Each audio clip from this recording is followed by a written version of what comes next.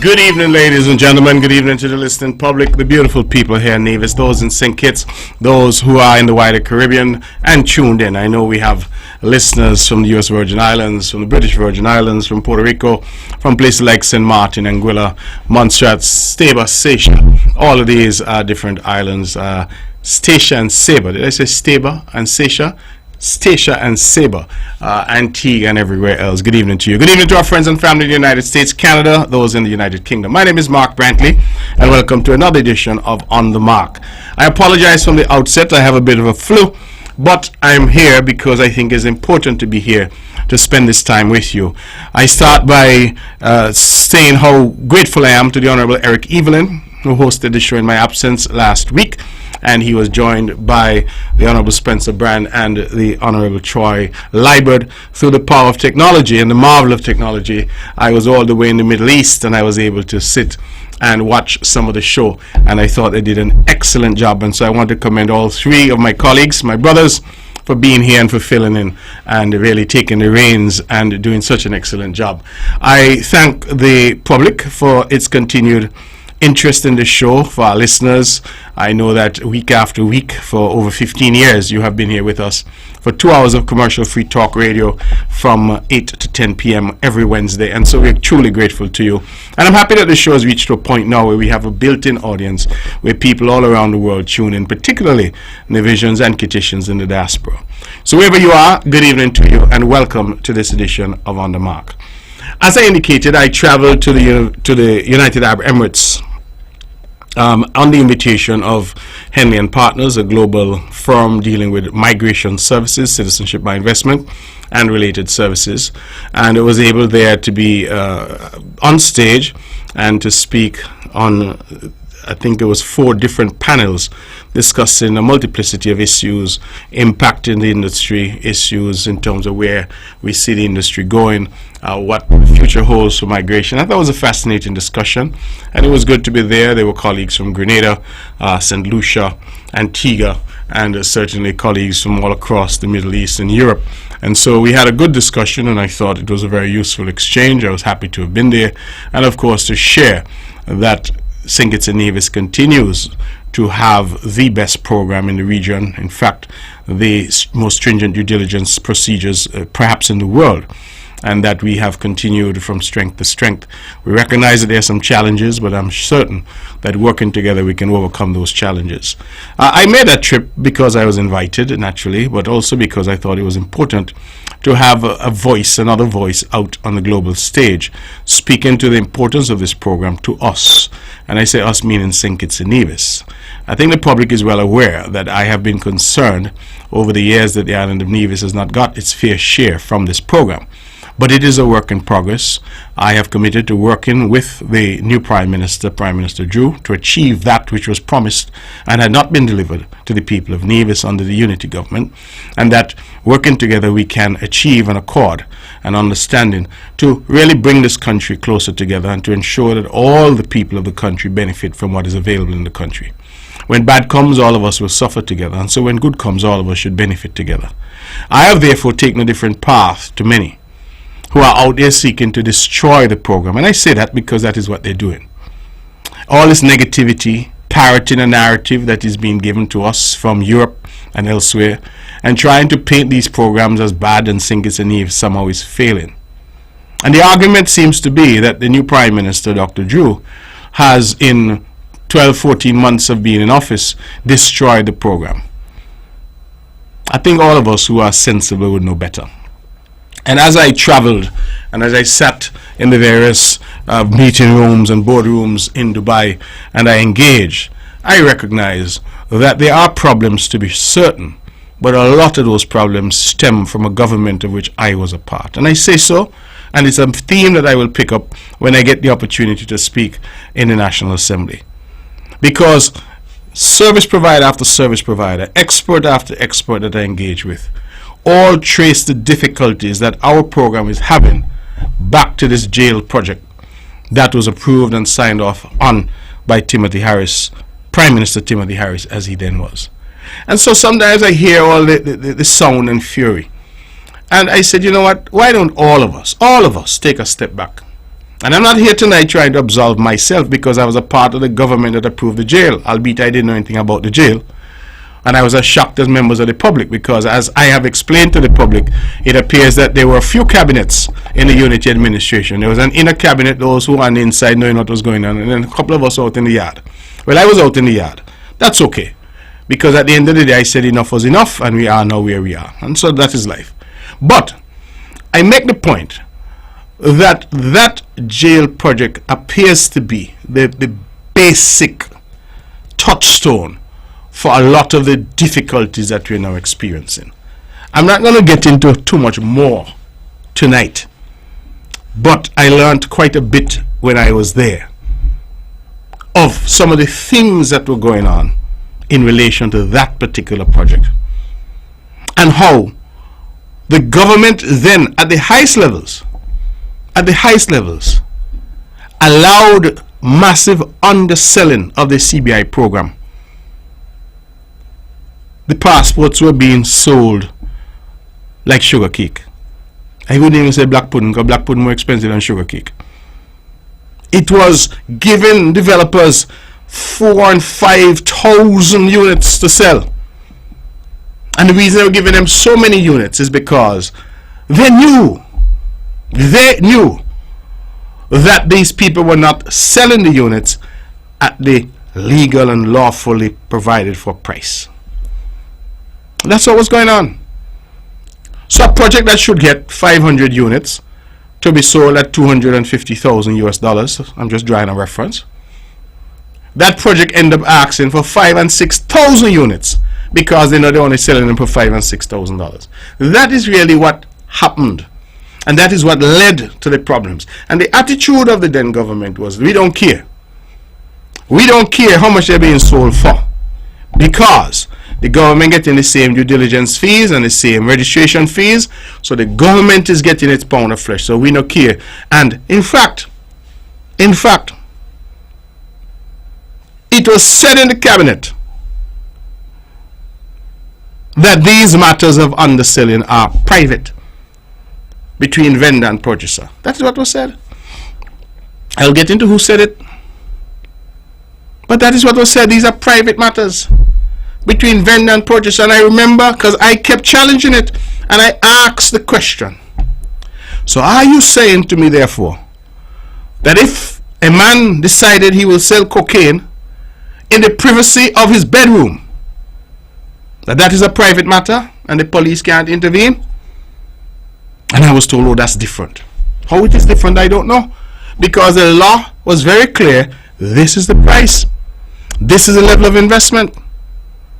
And you had officials conniving, encouraging, and were well aware of developers who were selling for $5,000 and $10,000 when the law said they should be selling for $200,000, and they allowed it. I'm not going to get into all of it. I'm hopeful I have an opportunity to speak in the parliament, because I think that's where the country pays attention and you get to ventilate certain things. I think all of us, it will behoove all of us to take a step back, to recognize that this program has benefited the country. It was good when Dr. Douglas was there, meaning in terms of revenue being generated for the country. It was good when Dr. Harris was there as Prime Minister in terms of revenue. And it is still good for the country. It has existed now for some 40 years. Next year is going to be 40 years. Why do we want to mash it up? Because we're not in government anymore? You want to be able to say, oh, it mash up under he or she? I don't really care about who it mash up under, you know. If it mash up, the whole country is going to suffer. When I look at the contributions in terms of Nevis, it is now accounting for something in the region of about 30% of the Nevis budget. St. Kitts, it is higher. In fact, in some years, it is as high as 52% of the St. Kitts budget. Where is Nevis going to replace that, or St. Kitts going to replace that overnight? And sometimes the problem I have is that there are some out there who seem to be wishing hardship on the very country that they covet. They want things to get hard in St. Kitts and Nevis so they could say, give me Give me the control so I could make it better. But really? Remember when we lost Canada visa-free access in 2014 because of some foolishness that was being done at the time? Up to now, we ain't get back Canada yet. We got back a form of visa-free, but not what we had.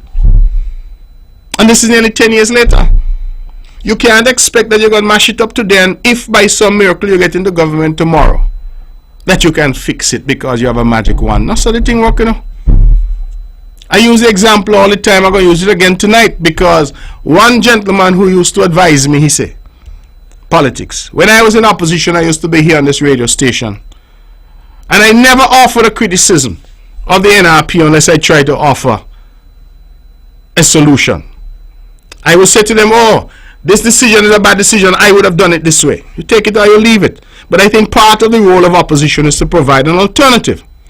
And that's what I used to try to do. This gentleman, older and wiser than me, he called me. You know, he said to me, you're talking too much. You're giving them too many ideas. You need to learn how to hush. Your job is to criticize them, not to advance any suggestions. So I said, but I love Nevis. Notwithstanding I'm in opposition, I want Nevis to do well. If everybody in Nevis tomorrow could be millionaires, everybody could have the best healthcare and the best education. What? Because I'm in opposition, I'm going to say that is not a good thing? I would welcome that. Because if you love Nevis and that is what is guiding you, you love your country, that is what is guiding you, then you want the best for your country regardless of who happens to be in office. And so he told me I was naive. Say, you're young, you're just coming. Then he asked me the question, I never forget. He said, if you see a cruise liner coming into the Charleston port and coming in and it's going too fast, it's going to mash up the port, what would you do? And I said I would sound the alarm so that it could slow down and not mash up the port. He said, you see, I tell you, you're stupid. Let the thing mash up the port, and then when you get in, you fix it back. And I am saying, ladies and gentlemen, too many of us think like that. Too many of us think like that. There's some right here now in Nevis. If anybody dares to utter one word of commendation to say something good is happening on the island of Nevis, however small, they have them to crucify. I came right here on this show and said that the great African-American actress Nia Long, she came here and stayed at Four Seasons. You know what she posted? To her must be 4.56 million fans, or whatever you call them on Instagram. She says, my heart belongs to Nevis. My God, we couldn't afford to buy that. And you know what the NRP did? They turn on the woman with some cussing. Turn on her. Say, why is she not going to this village and that village to see how people living? One of them went so far, go say something about the woman and she former boyfriend, and the former boyfriend was cheating. And I tell you all kind of thing that turn on the woman. Because, my God, the woman committed the sin of saying she loved Nevis. She came to Nevis and her heart belongs to Nevis. That's a sin. We need, ladies and gentlemen, brothers and sisters, to move beyond this type of, it's not even politics, because I don't see this as politics. A lot of us use politics as an excuse. We don't like somebody. We want an excuse to go after them. So we say, oh, it's politics. It ain't no politics. A lot of it is grudge, it's envy, it's bad mind, it's things of that nature. We just wrap it in a political bow. But a lot of what is happening in this island, a lot of the chatter is really unfortunate. And what I'm seeing happening with the Citizenship by Investment program is the same thing. And I'm sending a clear signal tonight. I was foreign minister of this country for 7 years. I sat in a government for 7 years. I believe that the former leader of St. Kitts and Nevis, the man who headed my government and cabinet, need to sit down and hush him out about CBI. That would be my gentle and humble advice. Go sit down and hush him out about citizenship by investment. Talk about other things. But leave that one day alone, because I am telling you now, some information is going to come to light and it's not going to be pretty. It's not going to be pleasant. So I am saying respectfully, Go sit down on that. Take it easy. Talk about other things, but leave that one day alone, because too many problems were created in that program because everybody was there, glad handing and wink and a nod. Everybody was drinking champagne and getting Louis Vuitton luggage and expensive watch and shoe. Now let me start open my mouth. Let people stop what they're doing. That program is important to us. Let us all protect it. Let us all protect it and stop this effort to destroy it, because when you destroy it, what else? This is not me holding any brief for anybody, but this is me looking. You know, when I was in Dubai, something struck me. The Prime Minister of Grenada was there. He got up, gave a speech about the importance of this program to Grenada. Agents were there from Grenada. The head of the unit in Grenada was there. The head of the unit and the chairman of the unit from St. Lucia were there. The chairman of the unit from Antigua was there. We didn't have nobody there from St. Nevis, so I was the only one. And then I think Mr. Farron Lawrence, who was an agent, he was there. But the point that I'm making is that when I listen to Prime Minister Mitchell, Dickon Mitchell from Grenada, youngster just come, he recognized. And when I look at the Grenadians in Dubai, I say, boy, they organized, they're together. They're working, even though they told me that they were rival agents, they're working together. And then when they left Dubai, a set of them went and flew, I think they tell me, to Vietnam. Gone to do more sales and marketing for the Grenada program. And I said, look at us, St. Kitts and Nevis. And we give them the idea.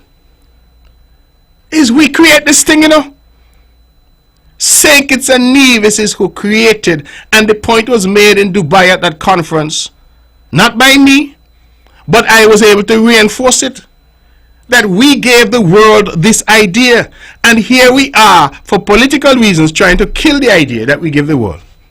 While Grenada and St. Lucia and Dominica and Antigua and all of them running with it and trying their best to catch up to us.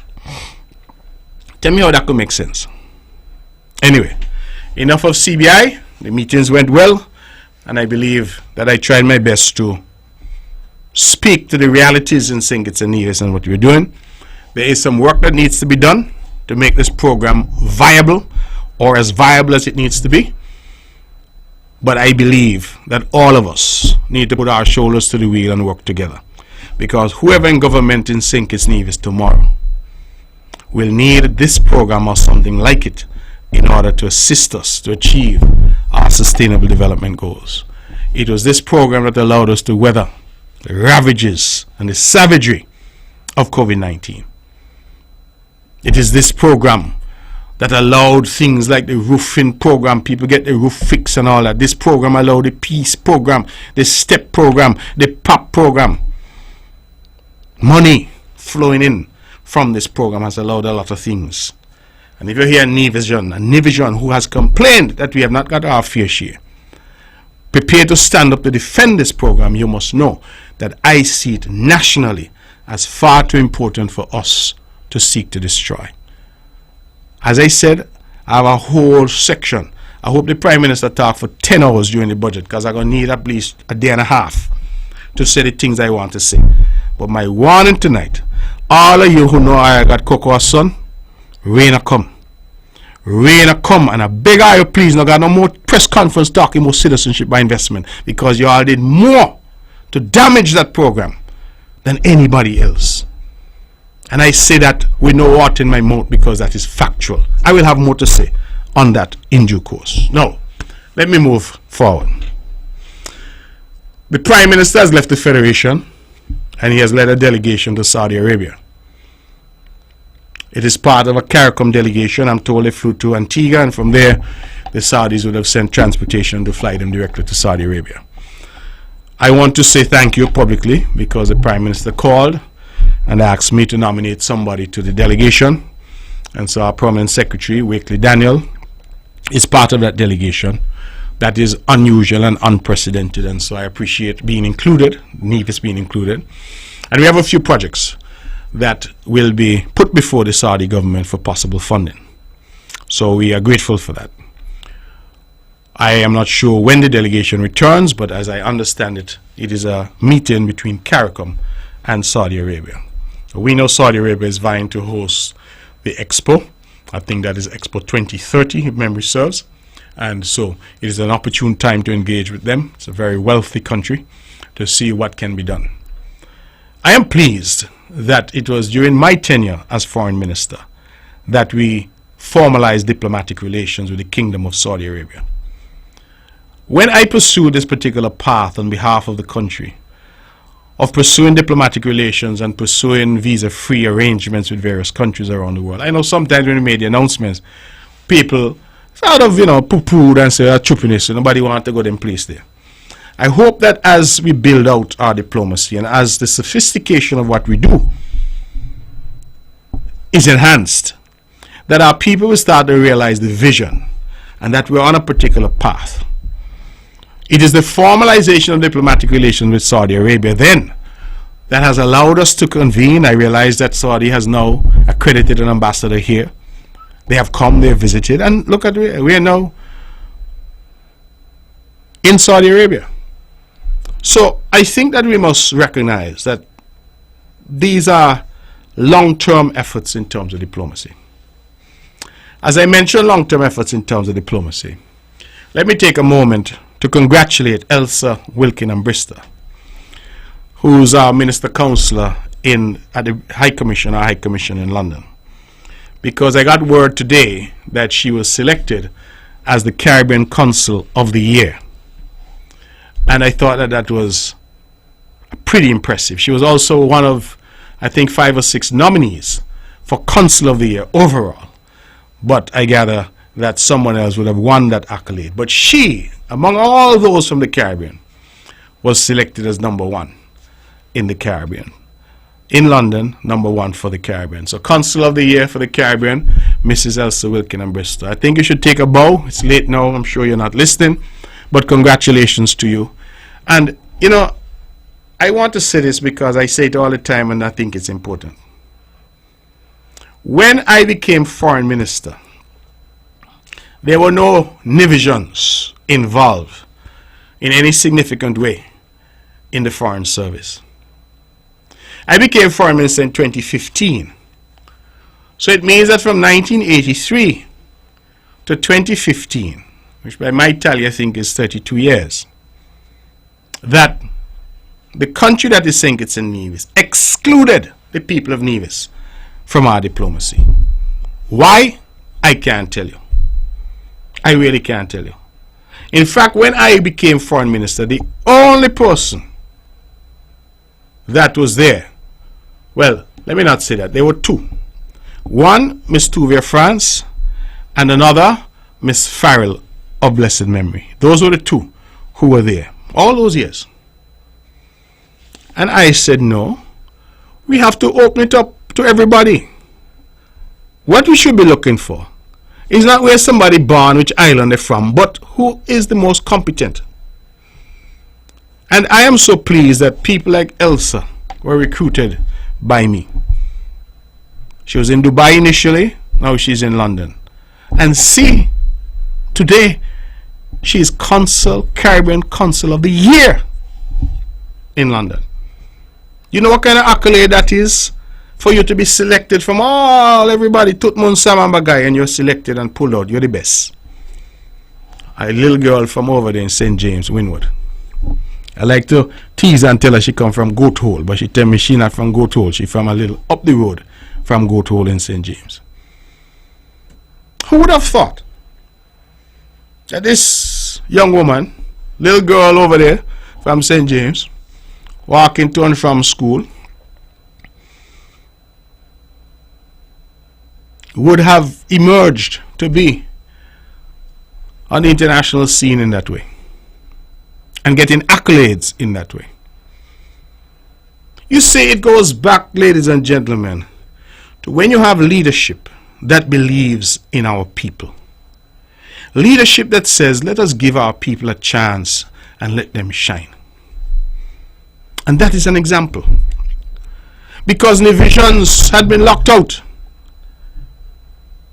And now we have that opportunity. I think of former High Commissioner to Canada, Sherry Truss, from the Rice's, Dr. Everson Hull, our OS ambassador from right here in Bath. We look at the foreign service now and we see that qualified. I want to emphasize that. Excuse me a moment. I tell you I have a cold. I bring some bush tea. Qualified. I don't want you to think that, oh, I was just saying, oh, you're from Nevis, so come. No. Qualified people. We have a young lady named Chanel Simmons from right up there, Beach Road. Chanel speaks multiple languages fluently. She has a knack for languages. Speaks Mandarin, various languages. Competent people. Sheldon Henry, Shara Maynard. The young lady, the last young lady I hired before I left, what's her name now? Connor, Jesse Connor. Not a young, bright young lady. Jesse, I think her name is her first name. I hope I pronounce it correctly. Right? Bright young lady. It's the last person I hired before I was fired. I was joking with somebody the other day. I said she was the last I hired before I was fired. But giving our people a chance, and bright, capable people, that same young lady, Jessie Connor, she had done an internship with us at the office in the States, and they were impressed with her. So when she applied, the permanent secretary came to me and he said, you know, she had such an impressive internship. I said, of course, give her the opportunity. A number, we look at Eustace Wallace in Canada. Number of divisions finally being given the opportunity and sending them all around the world, and they have performed and done well, just like their Kitchen counterpart. And that is the point that I think we failed most on, in terms of saying to our people that really was what this unity thing was intended to do, you know. This unity thing was intended to ensure that all of our people, regardless of where you were born, regardless of which village you come from, regardless of which island you're from, all will be given an opportunity in this country. And I'm proud of what we have done in the Foreign Service, because look at Elsa and Bristol today, Caribbean Council of the Year. Say, you know, Pambi Nambi, little foolishness, you know, in the heart of London. I say kudos. We should applaud. And we should look at the pathway that some of these youngsters have taken and say that nothing at all is too big for us to aspire to. Nothing. We can achieve just like anybody else. Whether you're from Bath, you're from Low Street, you're from McKnight, you're from Newtown, it does not matter. You're from Rice's in Gingerland, you're from Tabernacle, you're from over in St. Paul's, whether you're from St. Paul's St. Kitts or St. Paul's Nevis. It should matter. You can achieve. And so kudos to Elsa. I have a few other things on my mind that I want to talk about. I want to talk a bit about some progress that we're seeing on Nevis, and that I am very pleased about. The bypass road, that is practically done. In fact, the report got obtained from Minister Brantley today in the cabinet was that all that is left now is for the markings on the road to be done. So I want to commend him and his entire team, and the team at Surrey Paving. We subcontracted out that work to Surrey Paving because we wanted it done as quickly as possible, and of course our public works teams were involved elsewhere. The road, I think, speaks for itself. I don't have to say a word. I think people driving on it will get the relief that they were seeking, and I believe it is demonstrative of a government that listens. That road was not on the list of what we needed to do, but it deteriorated rapidly in recent months, and we said, you know what, we had to do something. So I'm very pleased about that. The project at Pinnace continues apace. and we anticipate that we will see the parking areas and all that being ready in short order as we go into the new season. The project will go into next year, but we're hopeful that some of those major works like the parking will be sorted out, and so we look forward very much to that. In terms of projects, I want to take a moment, ladies and gentlemen, to talk about agriculture. You have heard me say it 1,000 times that part of our response to COVID was food security. I remember like yesterday that the alarm that was in the cabinet that tropical would stop coming, because at the time we did not know what to expect from COVID. And we said if tropical stopped coming, it meant our food would stop coming. And right then and there, we said whatever resources we have, we would redirect them to agriculture. And we told the then Minister of Agriculture, the Honorable Alexis Jeffers, go out. We're going to try to give you whatever resources. Find ways to incentivize the farmers, etc. And he did exactly that. What we have witnessed since then is a revolution. And I don't use that word lightly. A revolution in terms of agriculture on this island. And I'm going to play for you this evening a few clips. Because Nevis, and I want Nevisians, wherever you are in the world. If you're in Boston, if you're somewhere in Connecticut, if you're in New York, if you're in New Jersey, if you're in UK, wherever you are, Canada, if you're up there in Kitchener, I want you to reflect that in the past 10 days or so, we have had three teams of individuals visit the island of Nevis. We had a team from Antigua that came. We had a team from Anguilla that came. And we had a team of farmers from St. Kitts that came. The team that came from St. Kitts was a team of farmers. The team from Antigua and that team from Anguilla were officials from the government. But what is instructive is that they all came to see what was happening on Nevis in agriculture. I want to say that again. The teams that visited from Antigua, Anguilla, and from St. Kitts, our sister, all came to see what was happening in agriculture on the island of Nevis. Sometimes when we in government speak of accomplishments, people say, oh, no, study them, politics. And so the Honorable Eric Evelyn, who now leads the Ministry of Agriculture and who has taken the mantle from the excellent work that was done by the Honorable Alexis Jeffers before him. It's a situation where sometimes, you go and you say, this is what we're doing, but people out there saying this and people. So sometimes it is not for you to say. You allow other people to say. So what I'm going to do now is I'm going to play a clip. It's about a 4-minute clip or so. This is the reaction of farmers from St. Kitts who came to Nevis to see what was happening in agriculture on Nevis. I was very impressed with the trip.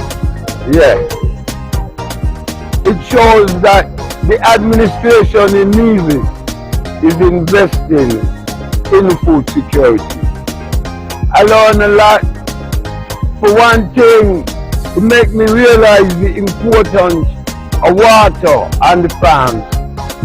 I must say almost every, if not all the farms, had fully proper irrigation. That was very, very impressive. I'm very impressed with what the farmers in Nevis are doing. They are way advanced. I'm especially impressed with the abattoir and to see the many products that they are doing at the abattoir. And also the greenhouses project. It's very impressive. I've learned a lot. And I have also learned that you not only do crop farming, but you can also do tree farming as well, which is a long-term crop. Well, on my visit to Nevis today, seeing the farm, visiting the farm then, was a real good experience to see farmers then stepping up. So on the behalf of the Agriculture Department in Nevis, they have to give them a plus. What really catch my mind and really make me more attentive to the greenhouses them in which kind of product, the quality yield in which they are producing. I believe that is one of the ways going forward. Less space and better quality. Farming in Nevis on a whole is more in order. The people are working together, the government people are working to serve farmers. You can be assured that if you're a farmer, you know where your stuff can go to, where you can get them sell, so you're not just working for nothing. It is a unity of here. Everybody working hand in hand. And that is what I love about Nevis agriculture system, is the working hand to hand. The extension officers, they more care about the farmer, and they push farmers, and they set a system that allow everyone to get something out of it. And I like that. And I must say, it's a fulfilling experience. We have seen how the operations are. We've seen and discussed with farmers some of their challenges, but also some of the advantages they have in terms of the relationship they share with the ministry to make sure that they can produce and produce well. We know at the marketing unit, which is a key area for us as we relates to our production, because you can't just produce and not have a market for your produce. And this day we have a simple, neat and well set up here at Nevis here, and it's something that we as a consortium have been thinking about for ourselves, even as an independent organization. So some of the things we look at today are indicative. The stock farm, we had the different breeds of animals, we had marketing abattoir. Some of these things we're looking at in terms of conceptualizing the future development framework for consortium. And so this meeting, this gathering and visit is quite instructive for that. And so as we go back and we reflect on these things, we will aid us in our discussions, especially when we see technical support as we say, what do we want in the next 2 to 3 years? We can take some examples from here. I love the spirit. I'm very grateful for all of the persons we met, the farmers, the ministry officials, the different installations. They were very helpful, they were very knowledgeable, and they were very enthusiastic to receive us. And we do hope that we can have this exchange again in the near future. Gentlemen, there you had it. Those were our Kittian brothers and sisters, farmers from our sister island, who came over on a visit, and they recorded their appreciation for what they saw. Now these are people who are in farming. These are not technocrats, these are not government officials, these are not politicians. These are farmers. And when they spoke, I will be honest, I was away when I saw the video, because what you heard is the audio, but there's a video that goes with it. And I felt proud. I really felt proud, because I said, imagine what we are doing here in Nevis in agriculture, that our brothers and sisters from St. Kitts are coming over here to learn from us, to see what we're doing and say, boy, I hope we could implement some of these things over there. And I think that we have been growing so accustomed to calling down our own and denigrating our own. But here are the Kittitians in their own voice, their own voices, saying, listen, we come, we're very impressed with what we see. And they want to now go back over to St. Kitts and seek to implement some of those things. I believe that that is important. And that the people of Nevis should accept what we have been seeing unfolding here in front of our eyes, which is a tremendous revolution in agriculture. I talk about the Indian castle fruit orchard all the time. I'm told the last report I saw, again, that was the brainchild of the Honorable Alexis Jeffers, and the last report I saw, he said that, listen, the coconut palms were fruiting already. I remember when he came with the idea, say, ordering 5,000 coconut palms from Guyana. I said, oh, I don't even know if this thing gonna work. I mean, when I go down there now, I'm impressed. That is vision, that is legacy. And it has now become such a huge attraction. So I want to say that. But I have another shorter clip. This shorter clip now is from the technocrats who came from the government of Anguilla again to Nevis to see what they can see. My name is Melissa Mee, Chief Natural Resources Officer from Anguilla, and I'm here with a team of 5 persons. Came to Nevis this morning doing a study tour. We went to different farms, hydroponics, livestock, shade houses, looking at different aspects of agriculture and how to advance what we are doing in Anguilla. So we also did a tour of the agro-processing, storage facilities, looking at the value added aspect of what's being done in Nevis to see again how we can advance agriculture in Anguilla. So far it's been a really good experience. The team has been excited about what they've seen, and we are eager to see what we can implement and how we can implement some of the things and items that we've seen, how we can integrate what we have seen thus far, and also we're also eager about the collaboration with the Nevis personnel and how we can take this further, because we recognize that together we are stronger, and it's not only about what one person can do, because what we do in Anguilla as well, we can share our lessons learned, and we are just eager to put in place the best practices that we've seen here too. And so I'm really thankful about what we've seen. We met with the minister this morning as well, and so he gave us his input and his blessing as well for our visit here, and it's been a really good time so far. Ladies and gentlemen, there you had it. There you had it. There you have it. There you had it. There you have it. Sinkits, Anguilla. I did not get the clip from the chaps from Antigua, but they too came.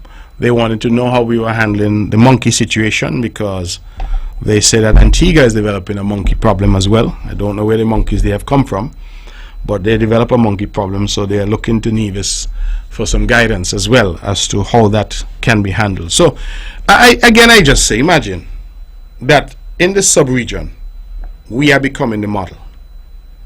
Nevis is becoming the model. And I want Honorable Eric Evelyn, whoever you are out there, if you're listening, take a bow. Honorable Alexis Jeffers, take a bow. Huey Sargent and the whole team, Director Randy and everybody else, you all take a bow. Because we are becoming the model. And I believe you can trace this upsurge. When you talk about shade house technology, Honorable Alexis Jeffers, I think it's either 5 or 6 shade houses were given out free to farmers in Nevis. Some of them already in production. We have encouraged, and as a result we see younger people now getting involved in agriculture, using technology. And so we are truly grateful for what we are seeing. And I think that if we are going to talk about a success story thus far of this administration, agriculture is a success story. I'm exceedingly proud of what I'm seeing. Staying with agriculture, I saw that last night. There was a huge turnout at a meeting discussing the poultry industry that we wish to start here in the new year. And again, I want to say kudos to Alexis. I keep going to him because he's the foundation. That's where it started. But now to Eric Evelyn, who's carrying it on.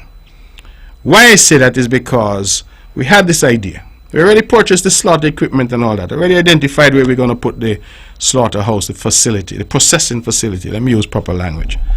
But now we're saying we want the small farmers, not opportunity for investors, to get involved. And when they get involved now, they provide the birds to the facility, just as we use the abattoir, to be processed. And then we want to get to a point here where we start to produce our own organic local chicken. Better quality, fresh, with no preservatives added, and they ain't been in the freezer for weeks as they make their way around the world to get to us. Better quality food means better health. You see how the whole thing is connected?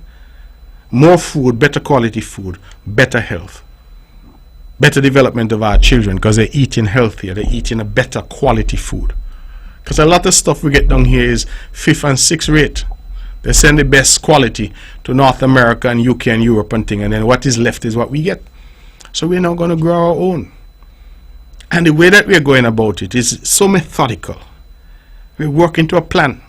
Some may say the plan isn't moving fast enough, and I understand that. I too sometimes say things not moving as fast as we would like. But we're working to a plan. And imagine that we brought an expert here, and the expert is saying that so many mistakes were made in Trinidad, in Jamaica, in Barbados, that he's here now to help us avoid those mistakes.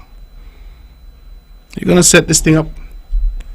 And I'm happy at the enthusiasm that I'm seeing. We're trying to straighten out the land that we promised, and we're going to get this going in the new year through the grace of God. We are already almost self-sufficient in eggs. We are not only self-sufficient in leafy greens. Our shade house production and our shade house operators are doing well.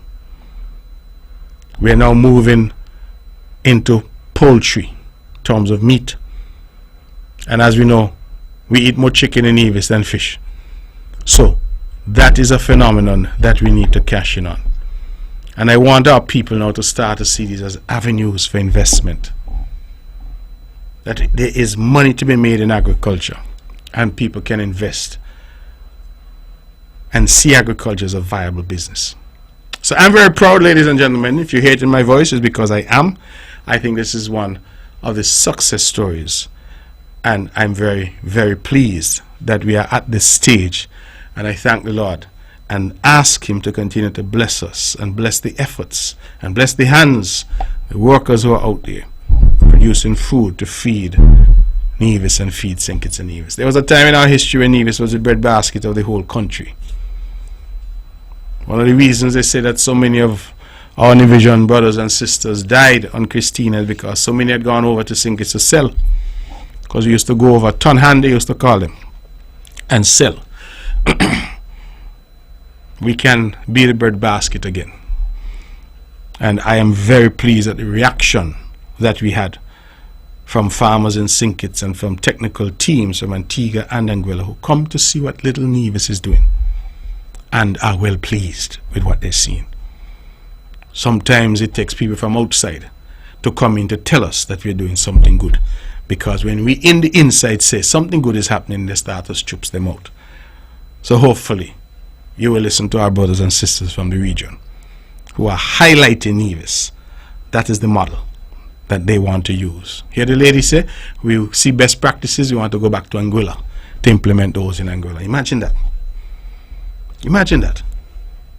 So she said, we want to implement those in Anguilla. Hear the lady from St. Kitts say, that in Nevis everybody working together, farmers in Nevis know they're going to make $1 because the government has invested in terms of our officers who are out there, our extension officers working with the farmers, in terms of the Lawrencetown Perry storage facility that we've created to give farmers a longer shelf life for their product, or marketing division, getting into the farms. I mean, just recently I learned that Park Hyatt paid a visit to Nevis, and Park Hyatt is now saying we want goods from your abattoir, we want cuts of meat from your abattoir, we want leafy greens, we want other vegetables from Nevis. So I want the farmers in Nevis to understand and appreciate that, listen, a lot is happening and that you are on the cusp of something truly revolutionary. Food. We need food to live. And I believe that this government has started that avalanche. Sometimes it's only a pebble. But as that pebble starts to run downhill, starts to build momentum. Remember, we had to increase the momentum. We had to say keep it, then we say increase it. And the people are responding positively. And you can get no better accolade than others, bigger and better resource than we are, coming in to take a look at what we're doing and say, yes, this is the model for us. And so I thank our colleagues from Anguilla, I thank our colleagues from Antigua, and certainly thank our colleagues from St. Kitts who have come to see the revolution in agriculture in Nevis up close, and who have reported in their own voices that you just heard favorably on that revolution. It is 10 minutes to the hour of 9 o'clock. I did promise I wouldn't try to speak too long tonight because my voice isn't 100%. So I'm going to open the lines and pray that people out there would call in and spare me having to talk for 2 hours. The lines are now open. The numbers are 869-469-1616 and 869-469-1700. Those are the numbers to call. Just to advise that we go to the Parliament here in Nevis on Tuesday of next week, I believe it is, and we are going to have in the Parliament the debate on the integrity in public life legislation. My colleagues dealt with that comprehensively last week. I don't think that there's really anything more left for me to say, except for me to say that we are going to the House because of NRP and their confusion. If they were doing what they were supposed to do, there'd be no need for the sitting of the House. We are going to the House because of them, to try and fix a problem that they have created because Abba and Saba can't get along. Chaos and confusion. Let's go to the phones and take our first call. Good evening, you're on the mark. Miss Sheriff, good night. How are you? I am well. How are you, my friend? Well, I'm hanging in. Yes. James 3 verse 1 and 2. My brethren, be not many masters, knowing that we shall receive the greater condemnation. For in many things we offend all. If any man offend not in the word, the same is a perfect man, and able also to bridle the whole body. Good night to my nephew and my cousin over there in Canada. Miss Sheriff, they had a football today with the primary school, and congratulations going out to me two grandsons, Cash and Kadim. They were playing against St. James, and one the twin them, he knocked four goals out of 5, and St. James get 2 and CPS get 5. Wow. Yeah. Wow. Fantastic. Yeah. And your two grandsons scored how many times? One of them, one of them in the middle, so he tried to push the ball to go up. So the other brother score. I see. 4 goals, and St. James is only get 2. Okay. Yeah. So they're going to the finals then?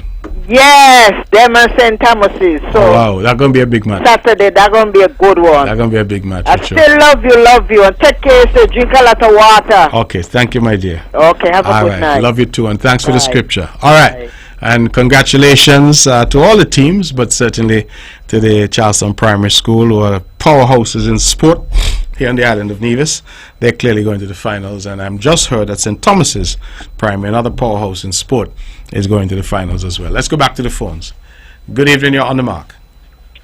Hi, Mr. Brantley, how are you? I am not too bad, thank you. Okay, my name is Austin Coker from Old Road, St. Kitts. Yes, my brother, how are you? The only guy who will tell you Douglas Freed, you like a monkey Freed gunner. You remember that? I remember. Okay, good, yes. good. Anyhow, I heard you spoke about the poultry farm. Yes. And Mark, I have a machine here in St. Kitts. It can hatch up to 5,000 chickens. But lad, me not get no help from nobody. You want the machine, I'll give it free. I'm sure we would love to get the machine in Nevis. What do you mean? Well, you can come with anytime. I see you. Okay. Yes. I have your number because I'm sure Farmer in Nevis would put that to good use. Okay, well, if they want to come with it, they come with it. I'll give it to anybody in Nevis free. Okay. All right. Have a nice day. Okay. Thanks, brother. Thank you for that. I certainly have your number. I'll reach out. Okay. Well, farmers, you're hearing that? Mr. Austin Coker, well-known individual, is saying that he has some kind of equipment for poultry that he's prepared to give for free to a farmer in Nevis. So I suppose if people are interested, they could reach out. I have his number, and certainly I too will reach out to him. But I think that's a very generous offer on his part, and so certainly some farmer may be able to benefit from that. But all about food security, I think that is really, really generous of Austin, and so I commend him for that and hope that some farmer here in Nevis can benefit. It is 5 minutes to. We're taking your calls. Let's go back to the phones. Good evening, you're on the mark. 5 minutes to. We're taking your calls. Let's go back. Hello. Good evening, Mr. Brantley. Yes, good evening to you. And good evening to the listeners home and abroad. Carl Brown from Fountain, Diana Park, and Sadwell, Pinkett. Mr. Brantley, a couple of questions. I listened to a number of talk shows and I heard callers from Nevis because we were discussing the what we will call the poor distribution of water here in St. Kitts, and one of your callers from Nevis called in on the talk show and said Nevis is doing way much better than St. Kitts when it comes to distributing water to the different constituencies and to the whole of Nevis. My question is, many years ago, we would have heard of water being turned off, people ain't getting water, but the caller let us to know that the whole of Nevis is getting water 24/7 and at full blast, while we here in St. Kitts is complaining and boasting of many form of water in the aquifer. Right? My question to you is, what has Nevis done different to St. Kitts that Nevis is now boasting and not complaining anymore of water distribution and water turning off in Nevis? So, Carl, I think the short answer is investment. I think that is the answer. And I'm going to do something that some politicians don't want to do or don't like to do. I'm going to give some credit to the NRP. Because when the NRP was there, they started the investment in terms of water. And when we got back in 2013, we continued that investment in terms of water. The NRP, for example, had brought in a company called BEAD to do some drilling. Yes. We did not like the deal. I want to say that out front. And we said the deal was not a good deal, because what they did was BEAD did the drilling and then BEAD owned the wells for 10 years. And so we were buying water from BEAD for 10 years. And then, of course, your own water. Yes. So we didn't think it was a good deal. But let us put that aside for the moment. Because whether it was a good deal or bad deal, BEAD eventually did 10 years finish and all the wells are now owned by Nevis again. Right? So the NRP had brought BEAD to do some drilling. The NRP also had finalized discussions with the CDB about a water enhancement project. But they lost office and we took over. And so since we have been in office, we have built out the infrastructure of that water enhancement project using CDB funds, but we've gone further than that. We've invested additional funds. And when we're doing road infrastructure now in Nevis, every road that is being built in Nevis has new water infrastructure underground that is going in. So you don't have no low pressure in Nevis anymore. You don't have any of those problems. We have replaced all the old time pipes and all that with modern pipes, modern fittings throughout the length and breadth of Nevis. In fact, I want to suggest tonight that Nevis probably has one of the best water distribution systems in the Caribbean. You see how far gone? In the Caribbean. Because we have invested in storage tanks, we've invested in water filtration systems to treat water, to make sure that we have potable water, WHO standards. We've invested in miles and miles of pipes and fittings all through the main roads and the villages of the island. So our people really have become accustomed to having 24/7 water.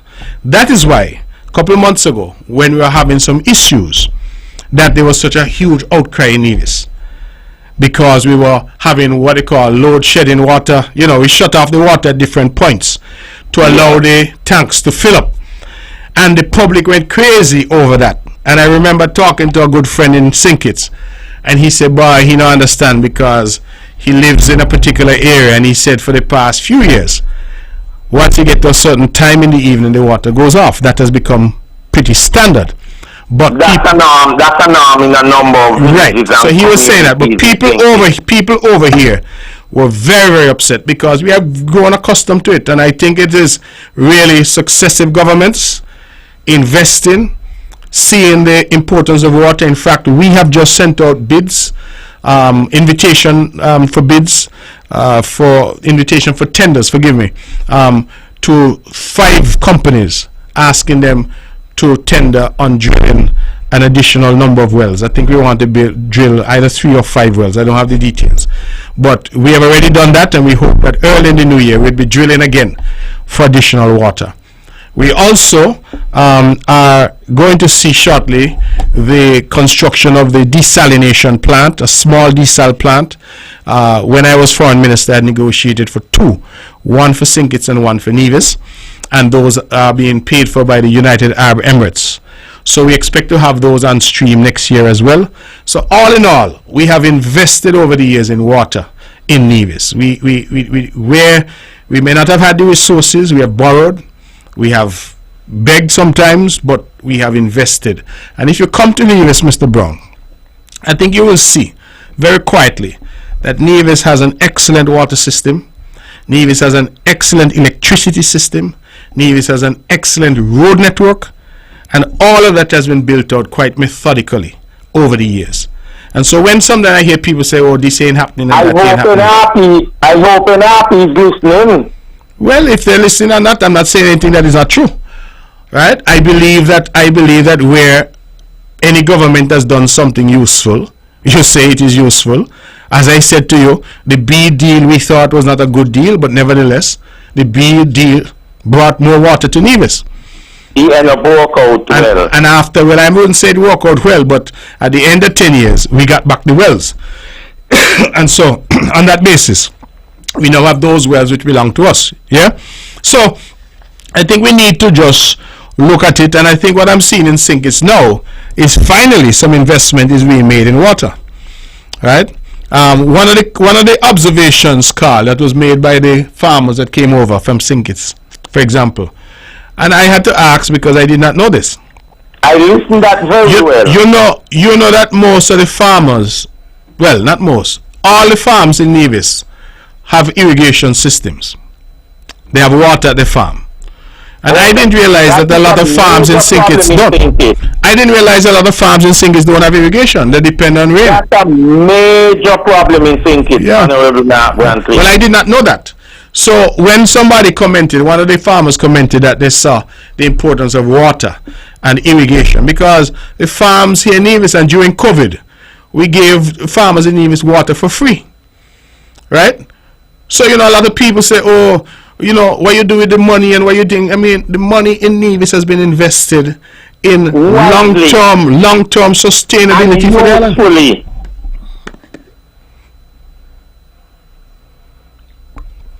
Are you there?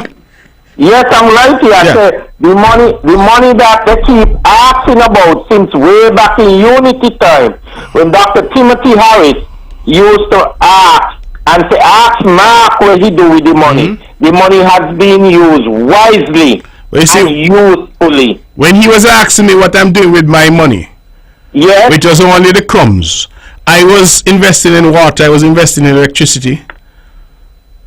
You should ask him whether he ever invested in water and electricity. Because had he done that, you wouldn't have had the problems you're having now. Oh no. Right? I mean, again, that issue that needs to be ventilated, because that Keon problem, in my humble opinion, could have been solved a long time ago. A very long time ago. A long time ago, that Keon problem could have been solved. Under several governments. Right? Well, I'm saying even under the unity government, within the first year, that Keon problem could have been solved. Because water... That was one of the campaign promises. Water had been identified, and it was confusion between the then Minister of Public Works, right, and refusing to go forward, that thing just languished, because that project could have proceeded since back then.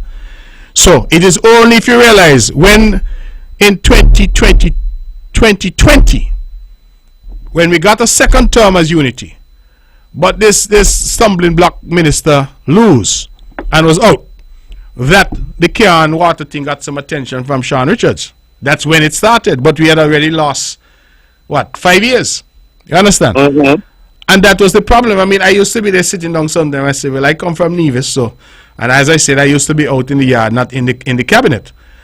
But I couldn't understand how people were sitting in the room, they're representing Cairn, and now make nice, because the water was already identified. It was just a question of spending the money Right? So what was the value of every year you come and you pong in the chest and say you got surplus and people are catch water in a bucket? Right? What is the value of that? So as much cost as I used to get, I tell people, you know, Congress have a song about show me your trophy. I say, listen, go around this island here of Nevis.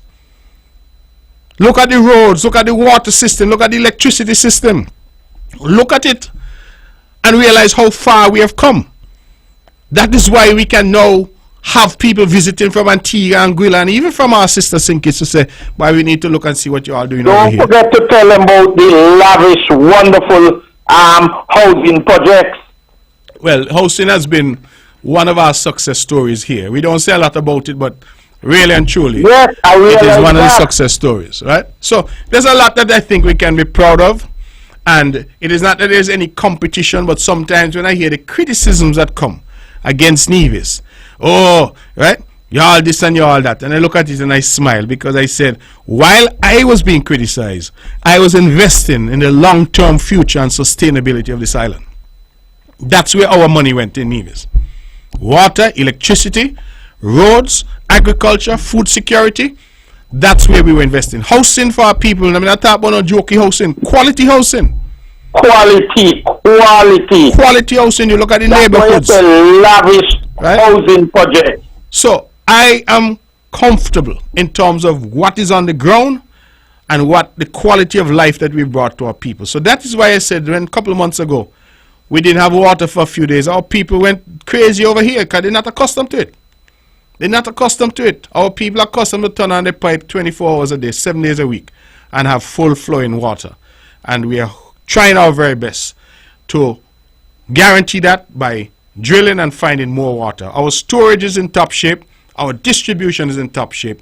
But we do need to access more water. So we're going to do some additional drilling and we're going to do some desalination. All right? Two more questions, Honorable Mark Brantley.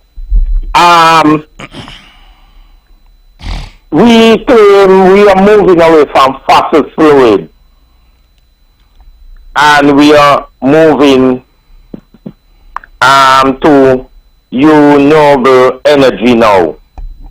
Have the people of Nevis, because at one time I think it's on the Unity was making a lot of noise that they're going to be bringing in people to test because there was some form of energy in St. Kitts where they can also have people come in and test, and we move forward into that away from the fossil fluid. Fossil fuel. In Nevis. Yes.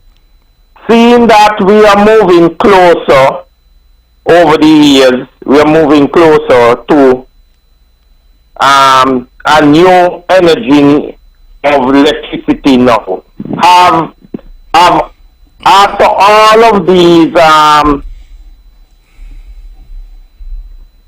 what we would say, countries offering all kind of form of come to study with them, and so have many or several persons taking up the offer of going to study that in the next 3 to 5 years that we will have our own specialists in this new energy that we are moving forward to, because we are saying it's cheaper for our customers and for our nation, and we are going to sell it to other islands, and so. All right.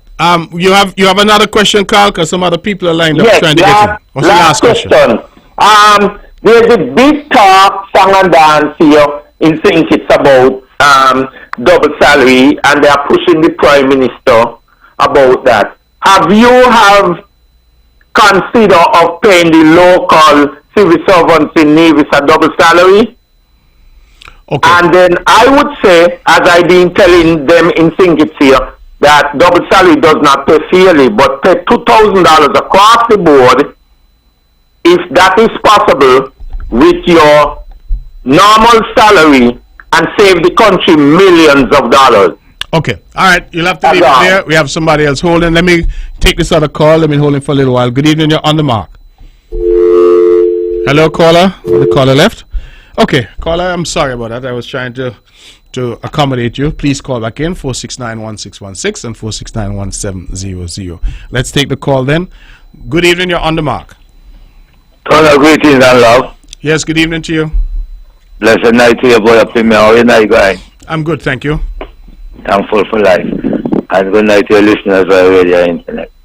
Now I'd like to commence with what you state within the honorary consulate that get that response within the English London area.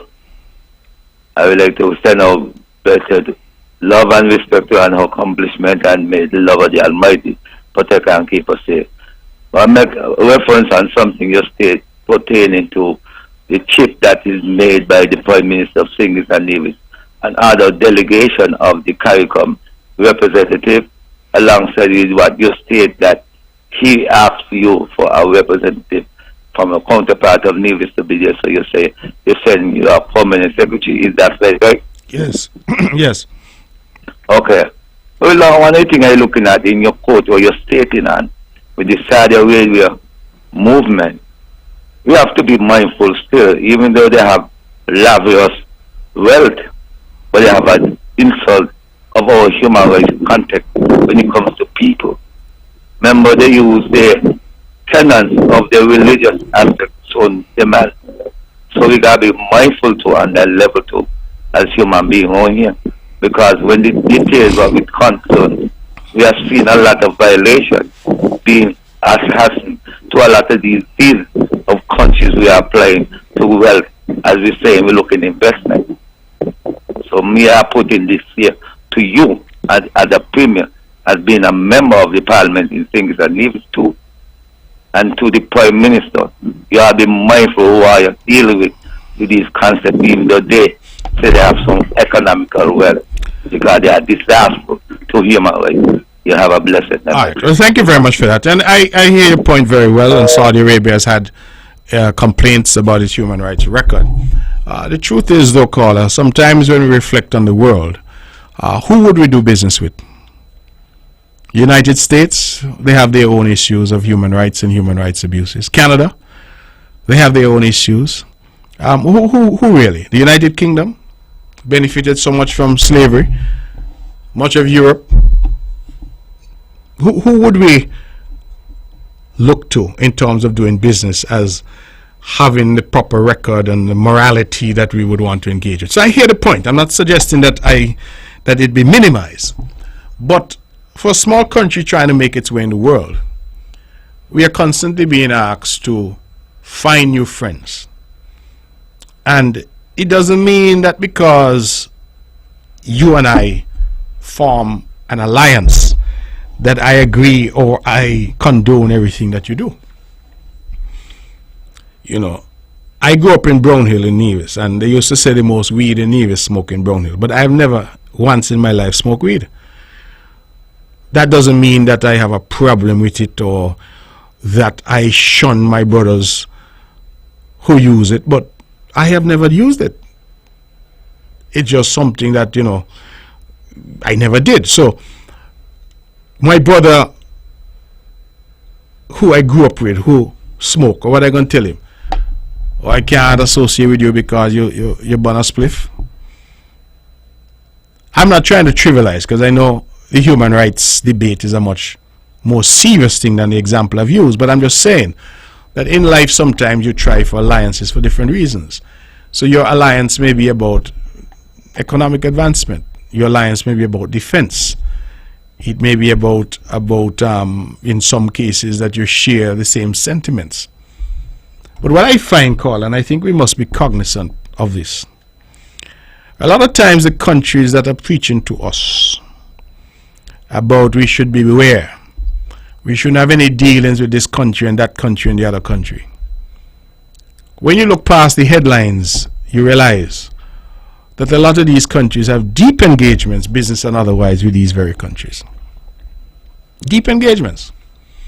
And so we have to navigate this world. It's a hostile environment, but I believe we have the capacity to navigate it successfully, and that is why I'm wishing the delegation from CARICOM, and more specifically from St. Kitts Nevis, well in Saudi Arabia, where they have gone to. So I'm really hoping that that works out and that we get some positive results from it. Now, Mr. Brown asked me a few questions. He asked me about double salary. My view on double salary is always controversial, Mr. Brown. People tell me I'm going to lose votes, but I don't believe in this constant double salary to public servants, regardless of who work or who no work, who come work or who late every day, who take 2 hours for lunch every day, who don't produce. Everybody get the same double salary. I don't believe in it. I think we need to develop a system which rewards people for performance. And we've been talking about it a lot. We've not done anything, but that is what we need to do. If I could sit back and take off as much time as possible, take as much sick leave as possible, don't come to work late, come to work drunk, go out, do all kind of thing, and then come December, I get the same double like everybody else. Well, you know what that does? It demotivates the man who's willing to come in and work hard. He said, why should I bother to try? Because look, my partner, they don't do no work and you get the same money like me. Let's go to the phones. Good evening, you're on the mark. Hello? Fraternal love and greeting again, Brother Premier. Yes. And give thanks for your implement of what you said. Just to look at this year now to say that this is a good month that we're in. I mean, a month of joy and peace. November, the joy of love. Because this is my born month, and Saturday coming is when me can be nervous, relaxing my iris for my born month. But we'd like to share something. For the period of time now, we see, you make a statement and something by bringing something to the full floor of thinkers and needs and approach.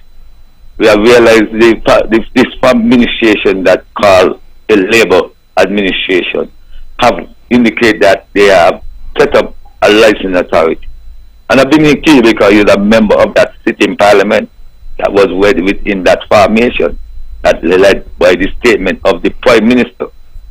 So we see now it been going for a year closely since that statement have outlined and not even a word. I'm a member from the committee. I mean, a fear to even state what I state here today to you as a representative in the parliament of the federal administration.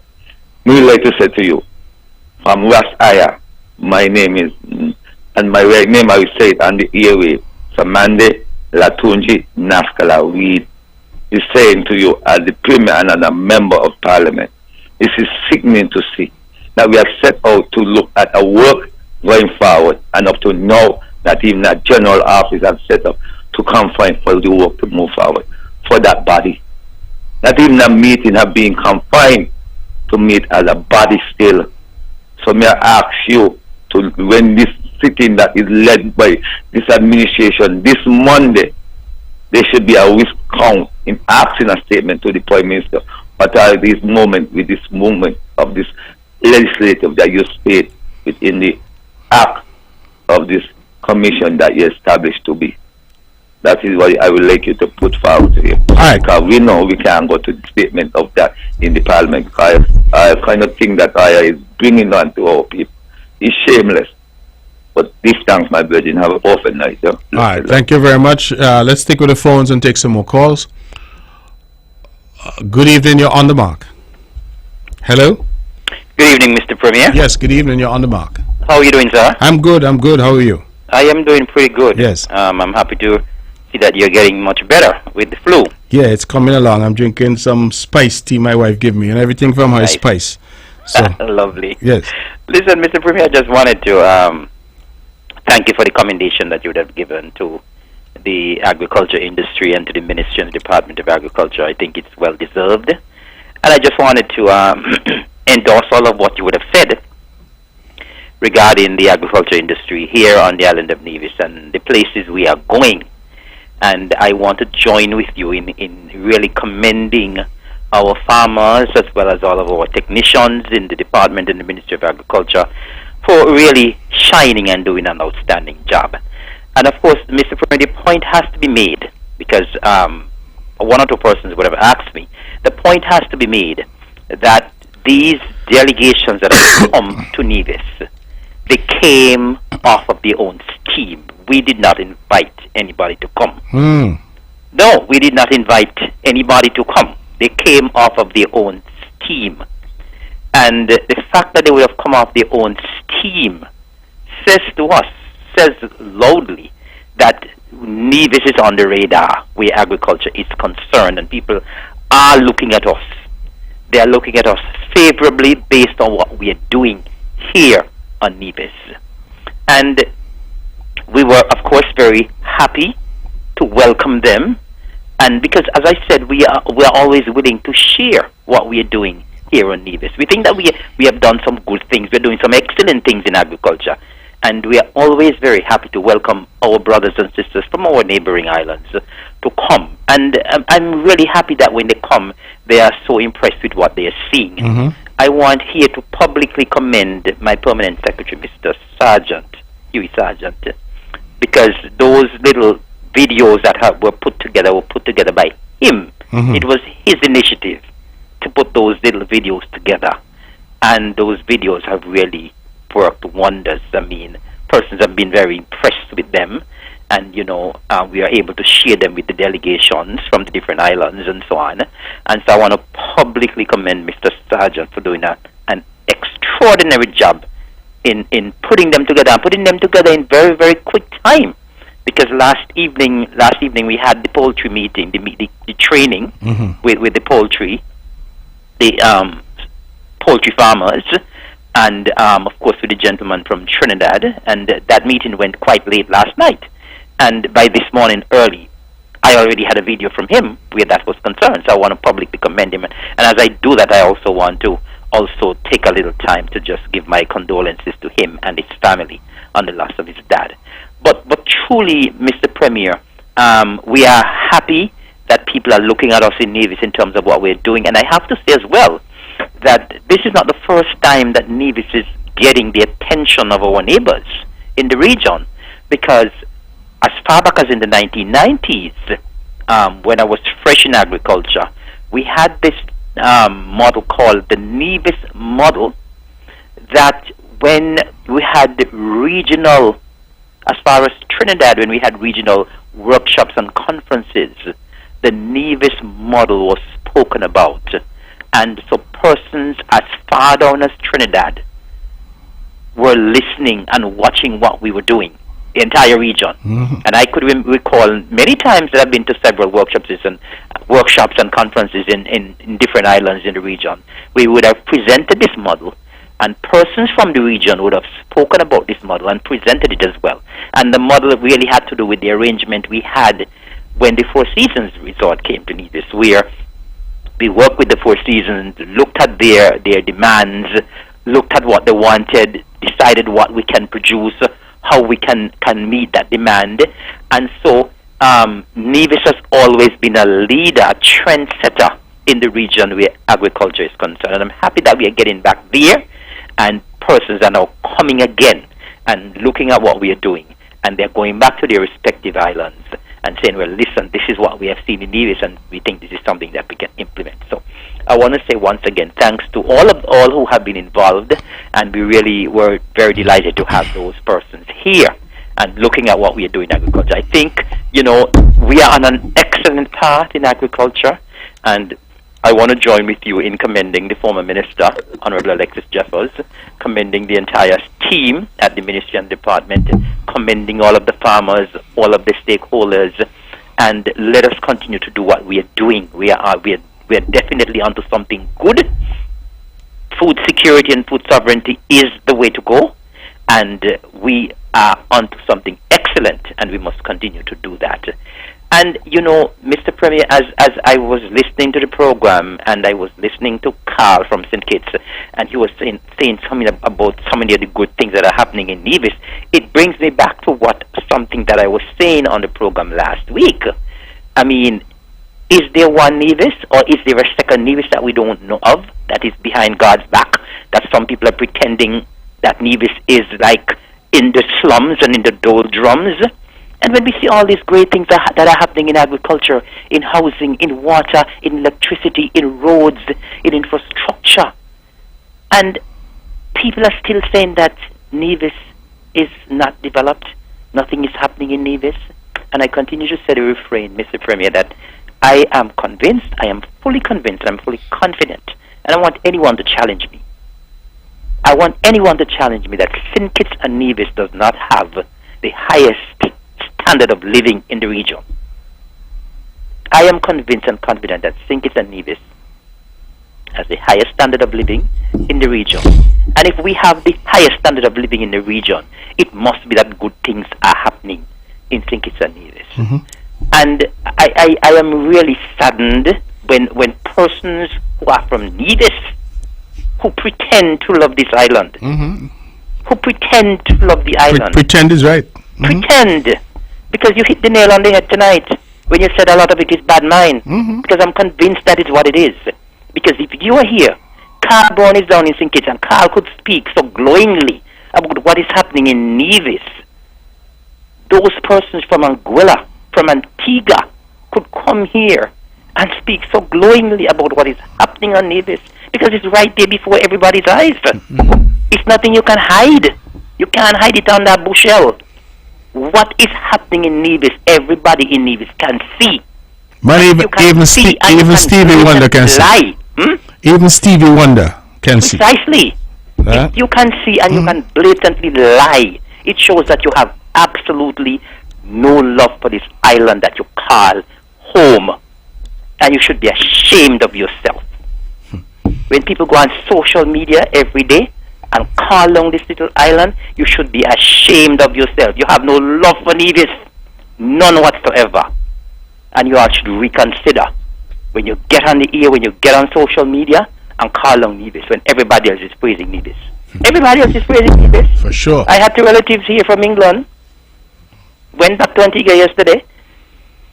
The lady said, well, listen, I spent a week in Antigua, and when I was at the Airbnb, I told the proprietor I wanted to drive. She said, I rented a car and I drove for one day because the roads were so bad. But when she saw our road, she said, Lord, cousin, I want to drive here. When she saw our housing, she said, I want to live in one of those houses.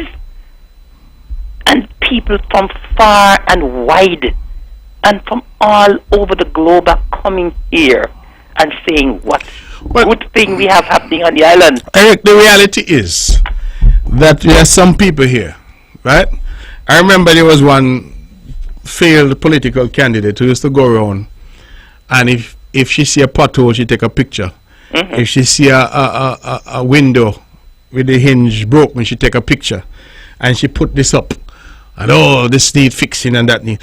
You know, I don't see heavy rains come here in Nevis, and the day after the rains, people putting up picture of pothole, as if these are not natural phenomena. Precisely. And I remember one time, a friend of mine in England sent me a picture. He said, they don't talk about pothole. This is outside our house in England.